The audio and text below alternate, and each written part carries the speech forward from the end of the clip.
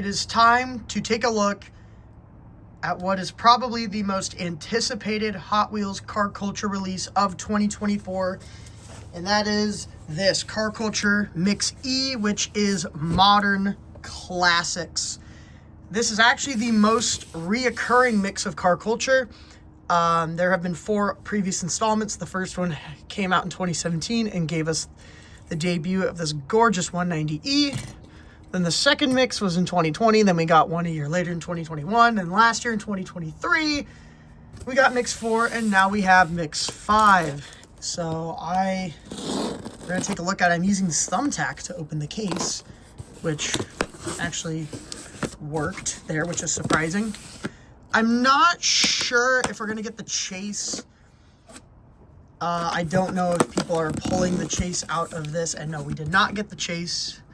I heard that the odds on here were not the greatest. But we're going to take a look at the models in here regardless. So we're going to start off with... Well, let's start off with the one German... Or well, actually, I should say one non-Japanese model in this mix. That is the 1990 Mercedes-Benz 190E 2.5-16 Evolution 2. This casting debuted in Modern Classics back in 2017. It has gotten several more releases. There's that if you want it. This has been hitting. I've seen it in Walmarts. I think Targets have also been getting them. It is out, which is nice because I think this is the last mix of car culture for the year. I think Hammer Drop maybe was supposed to be for this year, but I don't know if that's 24 or 25. But I think this might be the last mix of the year. Because I know, like, for a while, car culture has been kind of delayed. Like, I know 2023, there was only 6 mixes of car culture because of delays and whatnot. So, yeah, here it is. And this thing is really nice. This thing is bare metal Zamac. It's got the Aerodisc wheels. You have the side there. The front detailing. You have the Mercedes emblem right there. Have the back. And once again, with premiums, I do wish they improved the graphics quality because they do use the dot matrix system and the quality doesn't look the best, especially when you get really up close. You can see that grain and fuzz. It just isn't the best. But this model does look pretty good. You do have some window trim, but it is in black, so the dot matrix doesn't look too bad. Unlike models that have like gray window trim, it is pretty obvious. There you go. That's the first model. We're gonna do this one next. This is the Nissan Skyline GTR BC and R33. This is the only other non-new model in this assortment. Everything else in this mix is a new casting. So this one is one of the first to go on the pegs. The other one is the other Skyline in this assortment. And here it is, the Skyline. It's got the black 5 spokes, which look great. It has the Greddy deco on it. Here's the back, taillights. Here's the front. And then here is the top. Oh, also look at the GTR logo on mine. It chipped off. Look at that. That's what it's supposed to look like.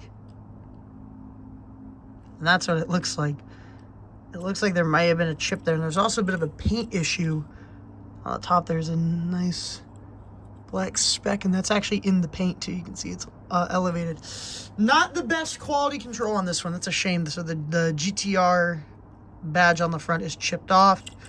Regardless of that, it is still a solid model.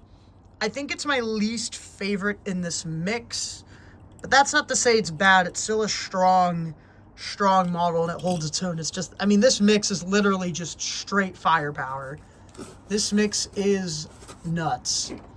And the next one here is the Subaru Forester STI, which is a new casting. The rest of this mix is new castings. Yeah, this casting debuted in 2019 in the basic.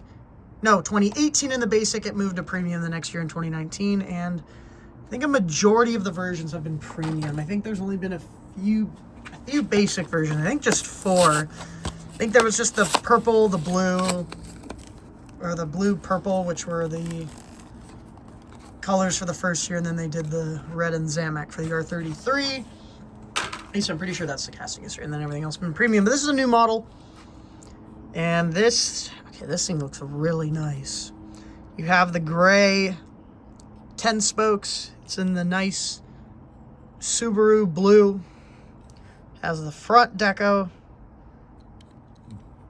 Has the some side deck. I can't even read that. Is that supposed to say something? Let's look at the card art.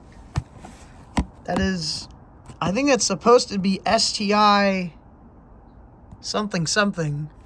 In fact, even look at the front. That's supposed to be STI and some other stuff. You literally can't read that. It is just a pink blob. And this is the issue with dot matrix printing, because, like, that's unintelligible. At that point, why even put it on the car? You can't even read it. And I know it's a small space, but, like, you can't read that. That's literally TV static. Here's the back. The taillights are nice and large.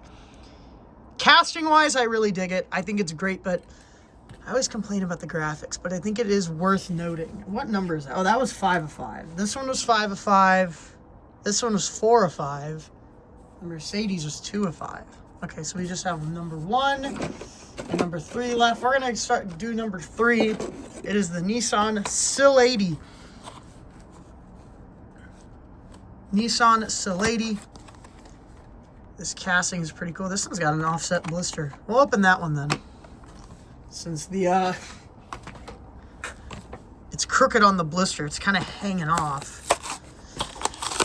Alrighty. So the SilEighty, brand new casting. Of course, it is a Nissan 180SX, but it is a Silvia up front. So it's got a Silvia front end, 180SX in the back. Black roof. It's got these kind of gold lace wheels, which look nice. This one, you know, it might be my favorite of the mix. This one's really nice. It's nicely executed. It's a great casting. I think if I remember the story with the SilEighty, basically if a 180SX got into an accident or something, they had to, like, replace the front end. It was just easier to put a Silvia S13 front end on it instead of like a 180SX. I don't know. I remember, like, reading people's comments being like, oh, this is why it exists, and I do not remember. I don't remember, but it is pretty nice. Graphics don't look too bad on it. Of course, it is dot matrix, so up front it does look a little but from afar it's not the worst. Definitely not as bad as the Forester, I will say that. All right, and then I think the next one is number 1 of 5, which would be the Chase. Did we get the Chase? I already said earlier, no, we did not. It is the Nissan Skyline GTR R32 Pandem, another new casting. If you did find the Chase, it is quite a worthy chase. I'm going to take a look at it. So we had the RX-7 Pandem come out in 2022, I believe. No, actually it was 20. Was it 22 or I don't know. That was the weird part of car culture where everything was delayed. I actually brought up the original R32 casting just to note the differences. And yeah, this thing is far from stock. Absolutely far from stock. Heavily modified. So I just want to bring out that R32 just kind of as comparison. It's got this kind of dull, kind of brown 5-spoke with the chrome lip, which I do like. Has all these graphics and stuff on it. Pandem Toyo tires. Formula Drift livery on it too. Rocket Bunny Racing. Hot Wheels. There's the back. Little pig right there. And the spoiler, bit of some discoloring, but this is actually a plastic spoiler. So it is a separate piece. Yeah, overall I do like this one. It's a solid casting, good execution, and hopefully we will see more versions of it. That is Modern Classics 5. Look at this family we have of Modern Classics vehicles. What is your favorite mix? Because I really like Modern Classics 3. I thought 3 was really good. It's also the models that got the gray rims. They actually gave it like a silver finish. which I think looks much nicer than models that just get this kind of dull plastic gray look. But I mean, Modern Classics 5 is quite the heavy hitter set, and I do really, really like it. And yeah, that's about it. See ya.